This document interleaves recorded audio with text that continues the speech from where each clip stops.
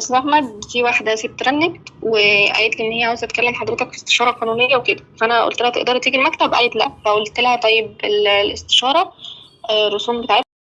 قالت انتوا مش منزلين كده، انتوا بتضحكوا على الناس بقى كده وبتعملوا شو مش عارفه ايه، وان انتوا كاتبين ان انتوا عاملين قواضي ناس وتساعدوا ناس ومش عارفه ايه، وما قلتش الكلام ده. وانا كده هلغي المتابعات انا وكل اللي معايا، كل اللي اعرفهم، وبلغي استاذ احمد الكلام ده وشوفي اديله رقمي، شوفي هيكلمني ولا لا.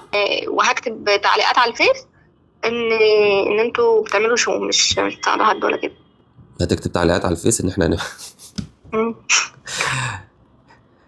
اللي هو غصب عنك يعني، يا هتجيب الاستشاره يا اما هفضحك. ما قالتلكيش ان هي غير قادره ولا اي حاجه؟ حضرتك ما قلتليش، حضرتك مثلا انت قلتي لي مثلا انا مش هقدر ادفع او غيره، وانا قلت لحضرتك لا مش هتكلميه.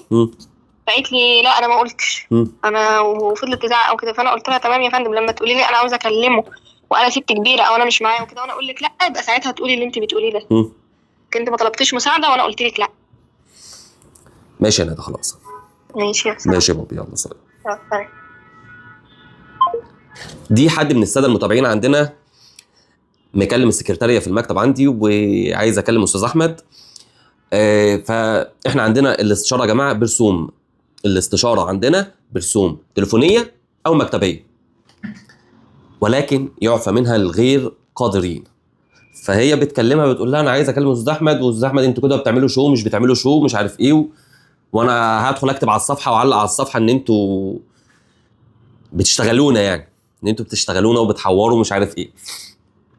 ما قالتش ان هي لا غير قادره ولا قالت ان هي مش قادره تدفع ثمن الاستشاره. لما حد بيقول كده للسكرتاريه عندي انا اللي بتصل بيه، يعني مش بخلي السكرتاريه حتى يكلموه يخليه يكلمنا او يتصل بينا في وقت كذا، انا اللي بتصل بيه والله العظيم. وحصل حالات كتير، واكيد في ناس من اللي متابعينا هيقولوا حاجه زي دي، ان انا اللي بتصل بيهم بتواصل معاهم. ولكن ان حد يتكلم بالطريقه دي وانا هدخل اعلق على الفيس وهقول كذا وهقول كذا، لو انت ما اتصلتش بيا او لو ما وصلتونيش بيه، انا بقول لسعادتك انت لو دفعتي 1,000,000 جنيه ما اناش مكلمك، ولو دفعتي 1,000,000 جنيه عشان اشتغل لك في قضيه ما اناش شغال لك. ما بتجيش كده، ما بتجيش كده. ماشي لو دراع. عيب عيب